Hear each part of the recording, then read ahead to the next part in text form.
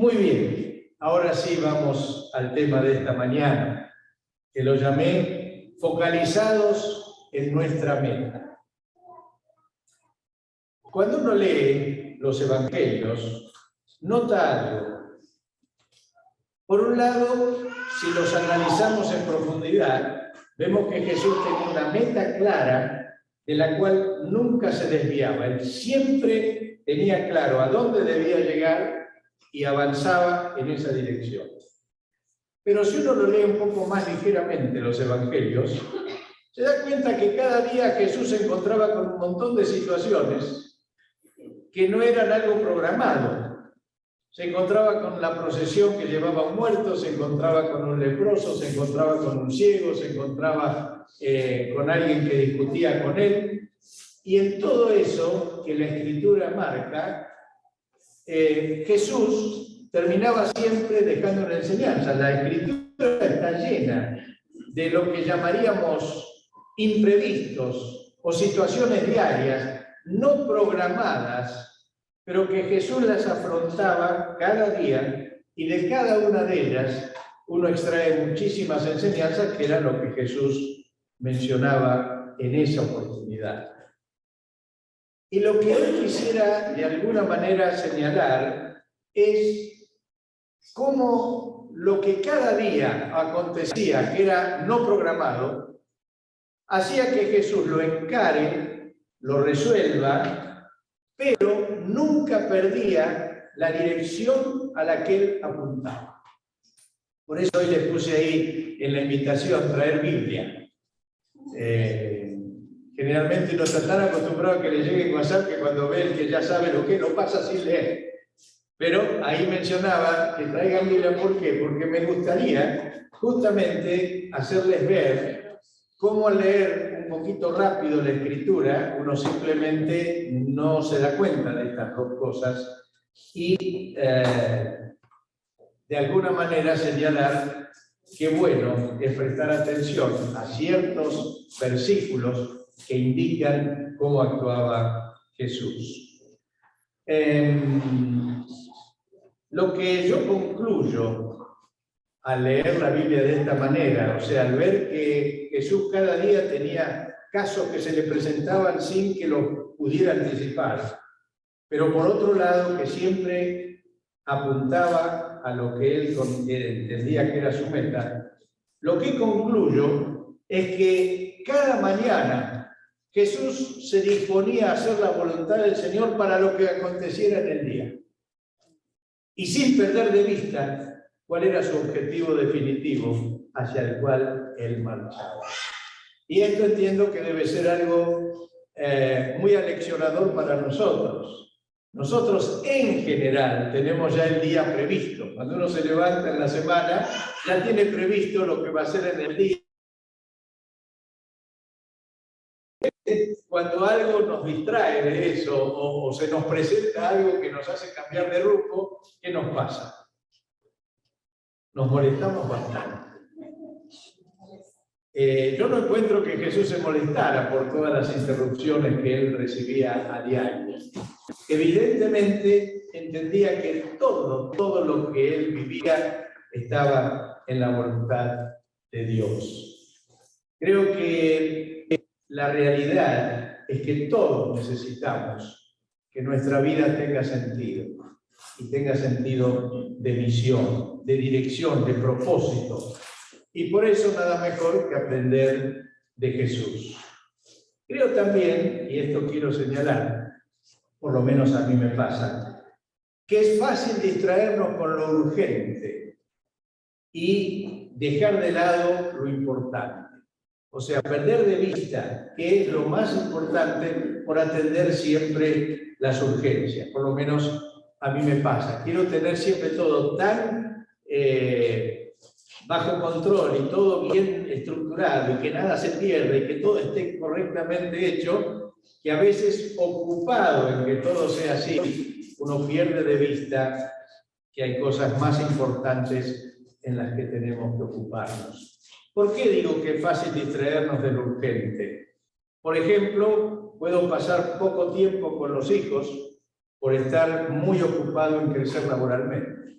Eso pasa generalmente cuando uno está en la edad en que ha empezado a evolucionar laboralmente y por supuesto es justo la etapa donde está criando hijos y entonces a veces abocado a ese crecimiento, a todas las oportunidades que ofrece lo laboral, perdemos de vista que tenemos que tener tiempo especial con nuestros hijos, porque ese tiempo no regresa, no vuelve.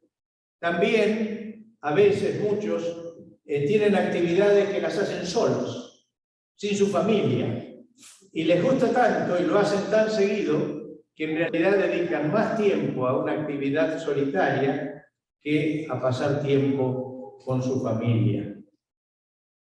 A veces también dedicamos más tiempo en tener todo perfecto y no dedicamos tiempo a desarrollar buenas amistades. Muchas veces también dedicarse a un hobby o al trabajo y no crecer en el conocimiento del Señor. Ahora, fíjense, todas estas cosas son legítimas, no son elementos pecaminosos en sí mismos. Pero si nos distraen de cuál es la meta principal, estamos cerrando el plano. Y eso es un poco lo que quiero de alguna manera ir destacando en el día de hoy. Si vamos a la Escritura, en Lucas 9, 51 al 56, si ustedes abren sus Biblias, más que nada yo voy a leer este texto, pero lo que quiero después es señalarle varias de las cosas que están mencionadas en la Escritura, hasta llegar al versículo 9 que me interesa. Lucas 9, 51 al 56. Dice así: como se acercaba el tiempo de que fuera llevado al cielo, Jesús se hizo el firme propósito de ir a Jerusalén. Envió por delante mensajeros que entraron en un pueblo samaritano para prepararle alojamiento. Pero allí la gente no quiso recibirlo porque se dirigía a Jerusalén. Cuando los discípulos, Jacobo y Juan, vieron esto, les preguntaron. Miren qué lindos discípulos tenía el Señor. Eran mansos y humildes de corazón. Por eso la respuesta que le dieron fue: ¿quieres que hagamos caer fuego del cielo para que nos destruya? Oh, muchachos, esto eran de armas tomadas, Y la gente rodeaba a Jesús. Pero Jesús se volvió a ellos y los reprendió. Y les agrego un texto que no tienen los que no tengan la Reina Valera, que dice que Jesús dijo: ustedes no saben de qué espíritu son, porque el Hijo del Hombre no vino a destruir la vida de las personas, sino para salvarla. Y termina diciendo el texto: luego siguieron la jornada a otra aldea.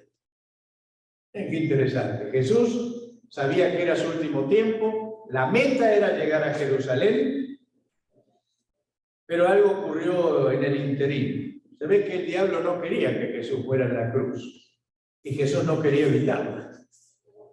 Así que enseñó a sus discípulos que cuando hay una oposición, la respuesta no es la venganza, la respuesta no es la represalia, sino la respuesta era tomar otro camino para llegar a la meta que tenían definida. Y creo que en nuestra vida todos tenemos que aprender eso. Tenemos una meta. Si hay un camino cerrado, si alguien se opone y Dios no nos pide que lo enfrentemos de una manera de sacarlo del camino, no al método de los discípulos de Jesús, por supuesto, deberíamos aprender qué otro camino necesitamos encontrar para alcanzar la meta que Jesús pone en nuestra vida.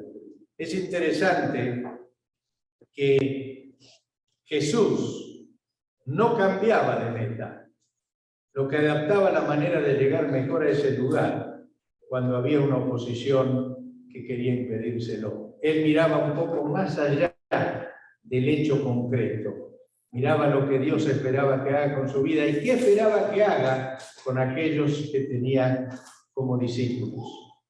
Si ustedes ahora miran en sus Biblias, ustedes van a ver todo lo que pasó en el interín que Jesús seguía camino a Jerusalén. Aquí habla que envió a los 70 o 72 para predicar. También ahí les enseñó la parábola del buen samaritano. llegó y pasó también por la casa de Marta y de María. Después ahí les enseña el Padre Nuestro cuando lo ven orando. Fíjense, cuando uno lee la Biblia así, parece que todo ocurre día a día y uno se olvida que Jesús está yendo a una meta. Casi ve lo que pasa día a día, siguiendo acá dice que Jesús expulsó demonios, también que dio varias enseñanzas, discutió con los expertos en la ley, mencionó la parábola del rico insensato y tantas otras cosas, y ustedes siguen pasando las hojas, hasta llegar al capítulo 13, versículo 22, que miren lo que dice. Continuando su viaje a Jerusalén, Jesús enseñaba en los pueblos y aldeas por donde pasaba. ¿Ven?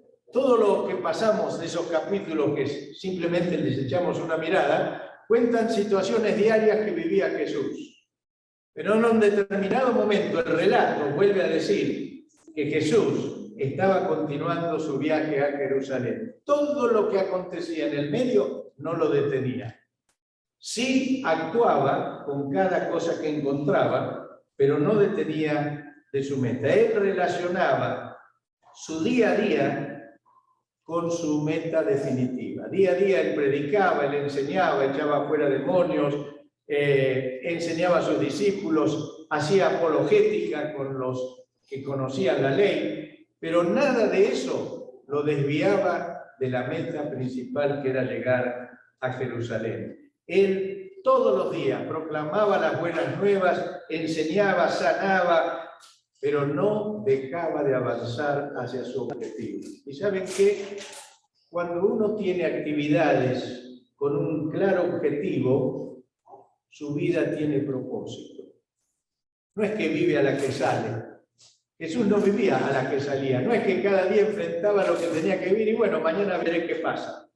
No, enfrentaba todo eso sabiendo a dónde debía llegar. Su vida tenía propósito, su vida tenía sentido, su vida tenía razones por las cuales hacía lo que hacía cada día.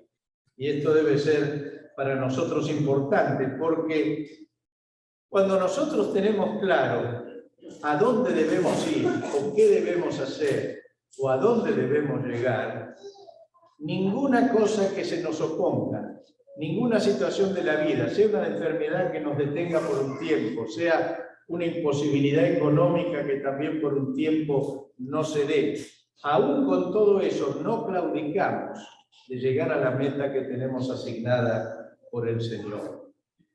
Fíjense, si van un poquito más adelante, versículo 31 de Lucas 13, el mismo Lucas 13, fíjense qué interesante. Dice, en ese momento se acercaron a Jesús unos fariseos y le dijeron, sal de aquí y vete a otro lugar, porque Herodes quiere matarte. Él contestó, vayan y díganle a ese zorro, mira, hoy y mañana seguiré expulsando demonios y sanando a la gente, y al tercer día terminaré lo que debo hacer. Tengo que seguir adelante hoy, mañana y pasado mañana, porque no puede ser que muera un profeta fuera de Jerusalén. Qué determinación, ¿no? Es interesante que el diablo le puso una traba con los de Samaria para que no se quede ahí, no siga. Y acá hace otra artilugio el diablo, que lo quería detener para que no llegue a Jerusalén. Ahora lo hace por medio del miedo. Miedo, en este caso, a una autoridad como Herodes, que tenía en su poder el poder matarlo o dejarlo vivir. Y Jesús le contesta con mucha fuerza. Díganle a esa zorra que voy a seguir sanando, expulsando demonios, y que haré lo que me corresponde y debo llegar a Jerusalén. Hermanos, es interesante que el miedo no detuvo al Señor. Ahora, es natural que tengamos miedo frente a algunas situaciones. Miedo de perder el trabajo, miedo de enfermarnos, miedo de situaciones que desconocemos, miedo de perder a veces lo que hemos adquirido con tanto esfuerzo. Es natural que tengamos miedo, pero ¿saben? Cuando el miedo nos detiene, cuando el miedo no nos deja avanzar, es señal de que estamos bajando nuestra fe en el Señor. Nadie es culpable de tener miedo, pero sí somos responsables de seguir adelante a pesar de tenerlo. ¿Por qué? Porque nuestra fe en el Señor tiene que ser más fuerte que el impedimento que estamos enfrentando. Y así lo hizo Jesús. Él estaba camino a Jerusalén y siempre tenía algo realmente por lo cual trabarse. Pero no se trababa, tenía claro a dónde debía llegar. En Isaías hay un versículo que a mí siempre me ha apelado y que se refiere a Jesús. Es Isaías 50:7 y dice así: por cuanto el Señor omnipotente me ayuda, no seré humillado. Por eso endurecí mi rostro como el pedernal y sé que no seré avergonzado. ¿Saben lo que es el pedernal? ¿Vieron los herreros que tienen la fragua, que tienen donde calientan el hierro? Y tienen lo que se llama un yunque, un pedernal. Es una pieza de hierro maciza donde pone el hierro caliente y lo golpea para darle forma. Y dice que el Señor puso su rostro como un pedernal, como diciendo, nada de lo que pasa me va a detener en llegar a donde debo llegar, donde Dios me manda. Y esa tiene que ser nuestra fe. Hay momentos en la vida en que debemos afirmar nuestro rostro, afirmar nuestra fe, afirmar nuestra confianza para poder llegar a donde Dios nos manda. Aleluya.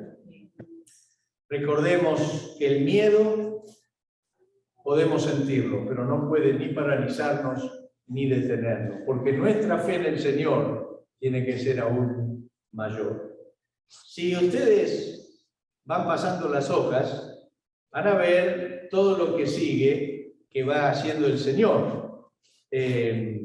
Va a la casa de un fariseo y discute si era permitido sanar el sábado y sana a alguien, habla del precio del discipulado, después está la parábola de la oveja perdida, que tanto nos gusta a nosotros, esa, la parábola de la moneda perdida, la del hijo perdido, todas enseñanzas de Jesús que uno las ve como parte de su día a día. También en el capítulo 16, la parábola del administrador astuto, que dice algo que la mayoría de los creyentes se quedan con los ojos grandísimos, porque dice que había un mayordomo tan astuto que cuando lo echaron del trabajo a todos los clientes le decía, escúchame, vos le debes 100, cambia el remito, poné 80 y yo te hago una factura por 80. Así cuando él se iba del trabajo, cuando lo echaban, estos le iban a ayudar.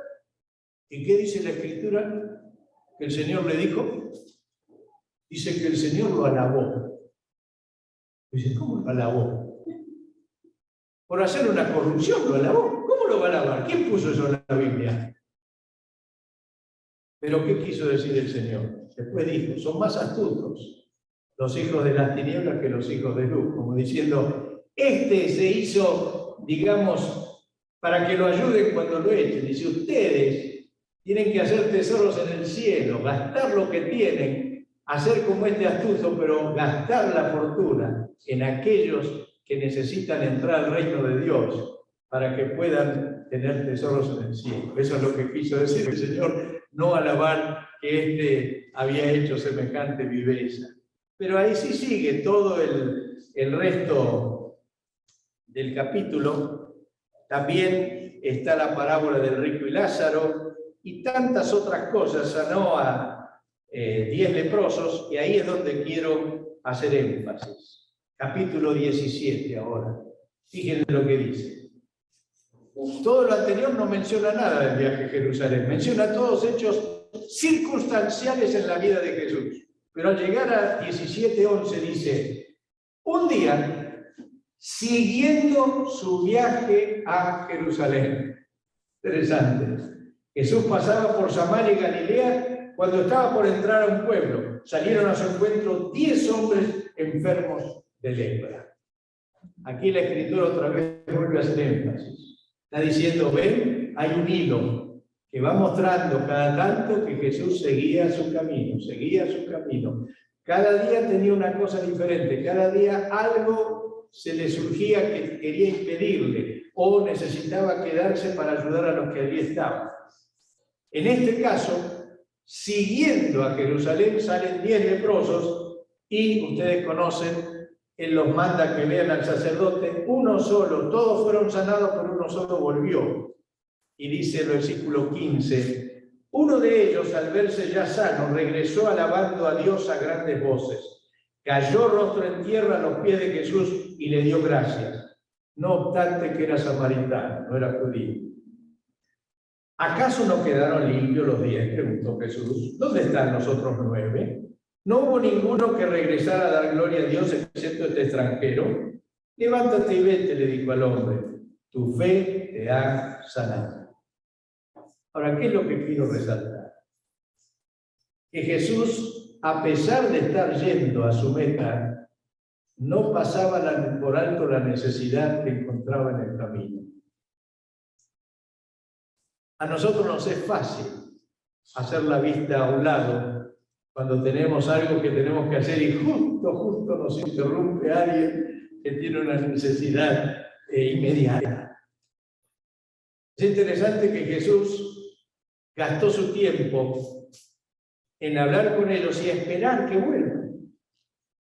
Él estaba yendo a su meta, pero la necesidad no pasaba por alto.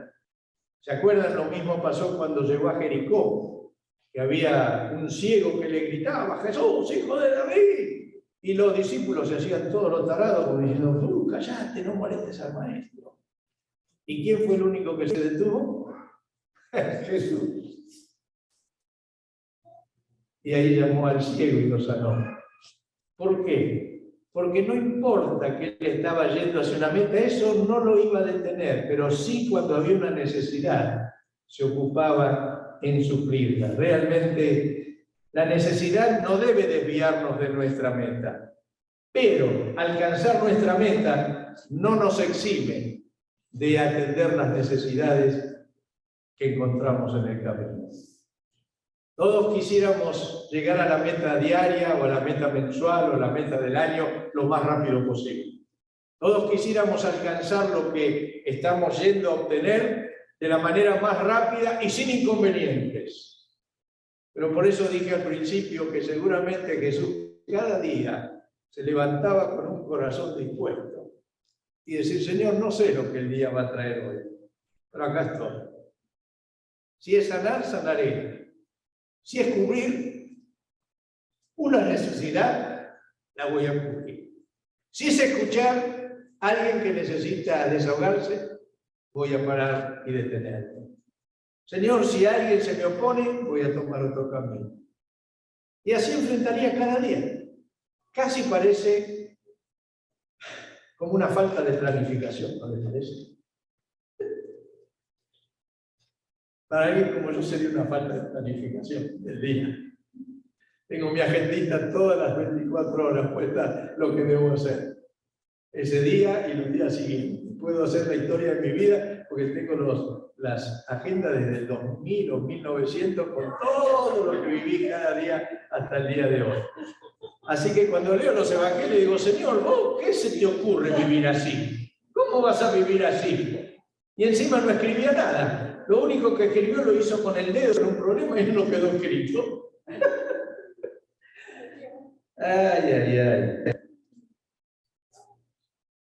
Si seguimos adelante, después de sanar a los leprosos y hablar sobre la venida del reino, y también contar la parábola de la viuda insistente y la del recaudador de impuestos, y también de bendecir a los niños, ven todas actividades diarias. Él hablaba, enseñaba, sanaba, le trajeron los niños, se los querían sacar de encima a los discípulos, porque los niños en ese momento no valían nada, y Jesús los reta, los bendice, los toca, ora por ellos.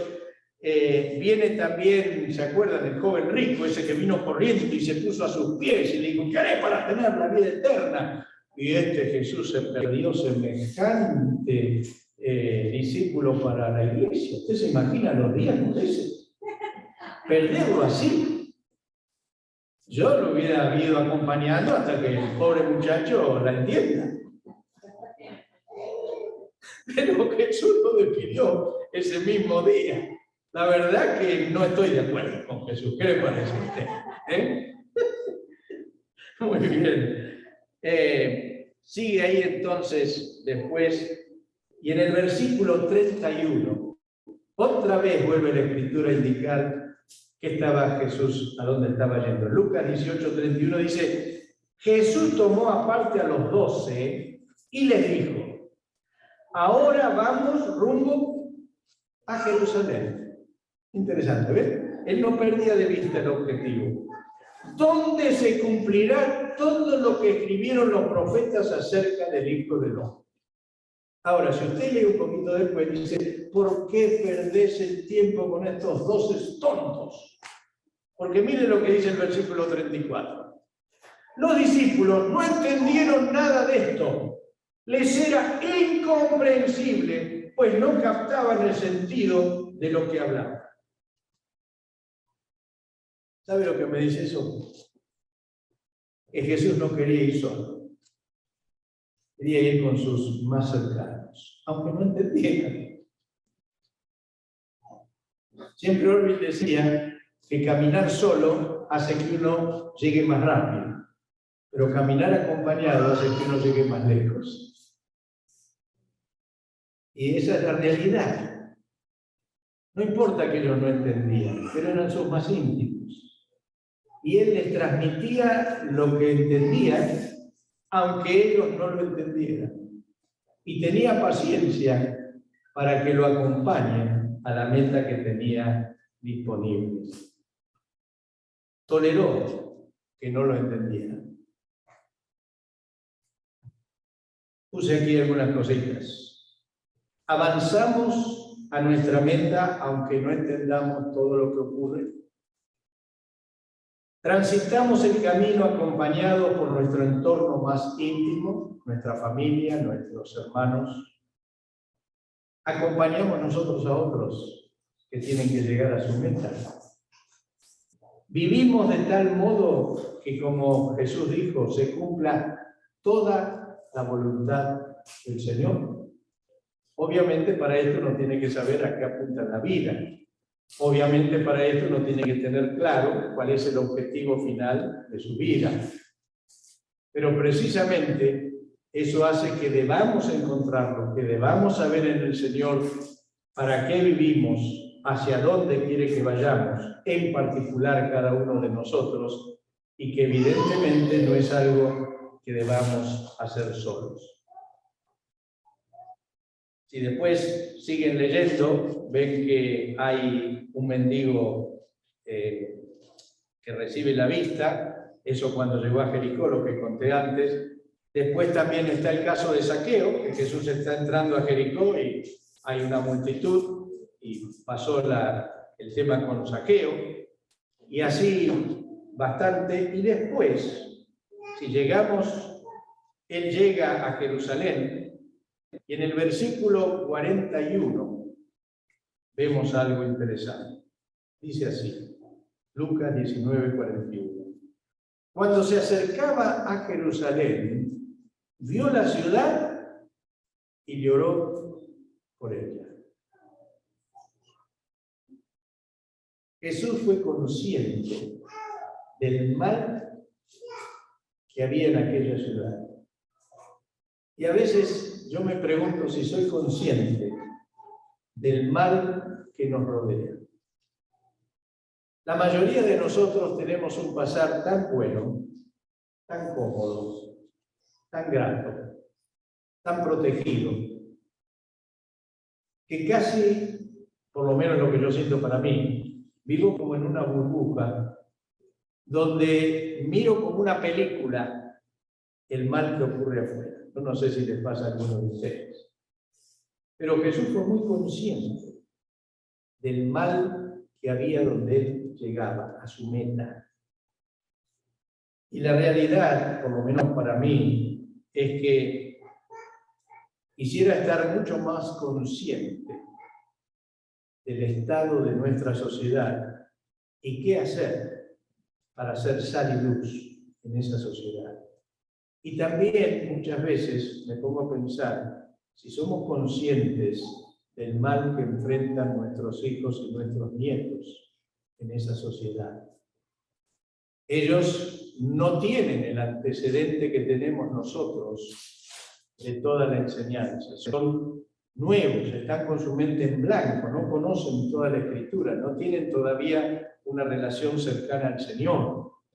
Pero enfrentan todo este tiempo las ideas de... Ahí veía una propaganda de un político que se estaba promocionando para un puesto en el Senado y decía, es el único que quiere que sean instaladas las operaciones de cambio de género sin discusión y con fondos del gobierno. Eso fue cuando retiré el correo. Eso está en nuestro alrededor. Casi la gente no puede levantar su voz contra todo aquello que es una aberración moral. Entonces, es la sociedad que nos rodea. Y a veces al vivir cómodos o tranquilos, es como que lo vemos como una película que ocurre fuera de nuestra alcance. Y yo le pido al Señor, Señor, haceme más consciente, pero dame también las herramientas para aportar, aunque sea mi granito de arena, para que esta sociedad cambie y especialmente para que nuestros hijos y nietos tengan una formación que les permita enfrentar ese mundo con convicción, no porque se lo dicen los papás, no porque se lo obligamos, sino porque ellos tomen conciencia de lo que Dios espera de ellos y que puedan vivir una vida de relación con Dios que les permita enfrentar eso sin vergüenza, sin temores y con la convicción de que es lo mejor para sus vidas y para la vida de los demás. Cuando Jesús llegó a Jerusalén, obviamente no llegó a un paraíso. Llegó al lugar donde iba a tener el mayor de los problemas que había tenido hasta ese momento. Casi todo lo que le ocurrió en el camino y en los años previos fue como un entrenamiento para poder soportar lo que él tenía que soportar al llegar. Cuando él llegó y vio la ciudad y lloró y llegó el momento que llega a Getsemaní. Aquí ya llegó, ya la Biblia nos dice, y continuando su viaje a Jerusalén. Aquí ya lo toma en Jerusalén y en Lucas 22, 42,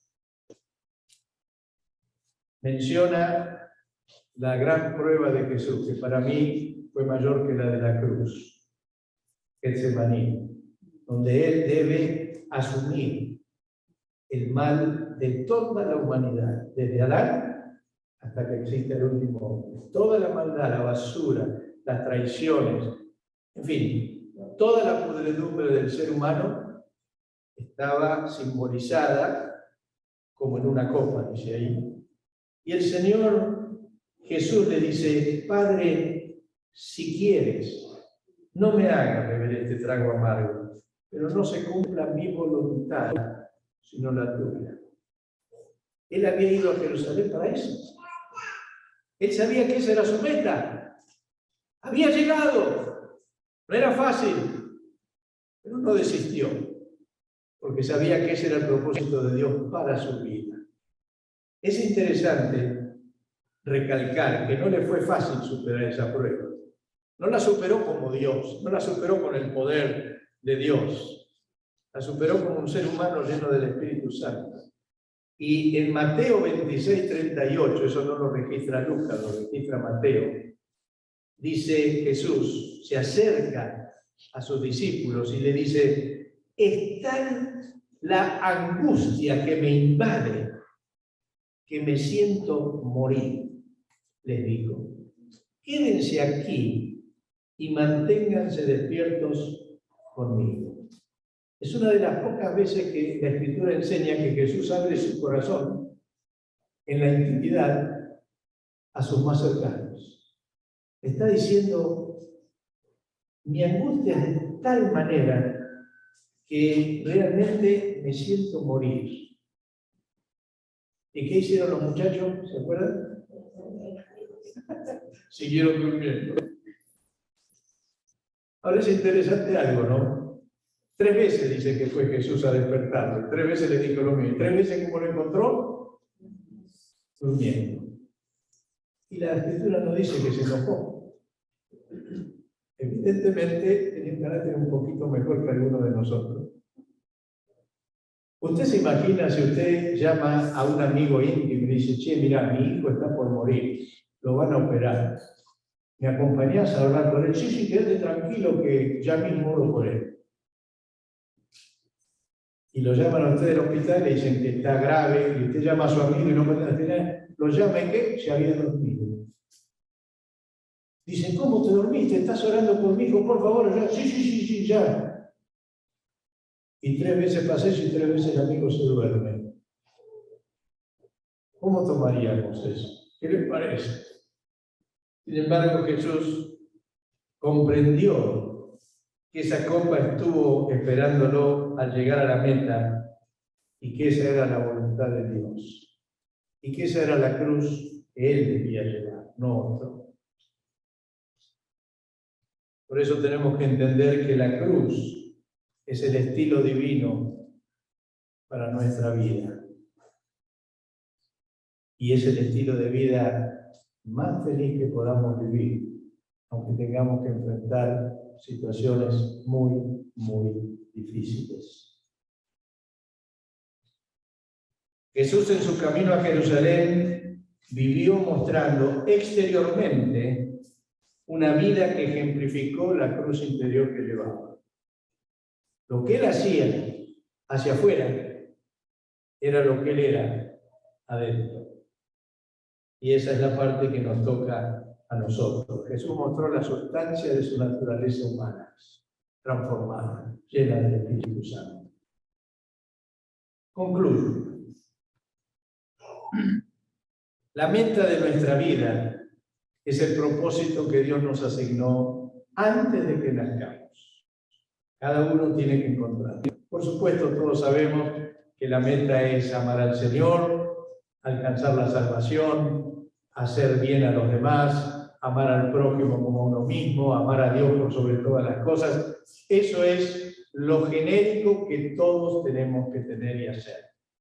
Pero hay una meta, hay un propósito que Dios asignó a cada uno de nosotros y que es particular para cada uno de nosotros, como lo fue de Jesús, que tenía que llegar a Jerusalén para la meta que Dios le había puesto, que era tomar nuestra culpa allí y pagar por ella en la cruz. Así cada uno de nosotros debe alcanzar la meta sin distraerse en el camino, aunque sin dejar todo lo que en el camino se nos presenta cada día. Creo que nuestra vida tiene valor y sentido cuando marchamos hacia esa meta que el Señor nos asigna. Y todos debemos encontrarla. Los acontecimientos de nuestro diario vivir deben contribuir a alcanzar esa meta con un carácter transformado como el de Jesús. Es nuestro desafío, cada día. Mientras avanzamos, prediquemos, persistamos aún en presencia de dificultades, atendamos las necesidades de todos aquellos que se nos presentan a diario, avancemos superando los miedos, animémonos a experimentar el sendero de la cruz. Y al igual que Jesús, recorramos el camino de tal modo que, como Él dijo, se cumpla en nuestras vidas toda la voluntad de Dios. ¿Amén? Amén. Amén. El Señor les bendiga, hermanos. Hacia allá caminamos. Amén.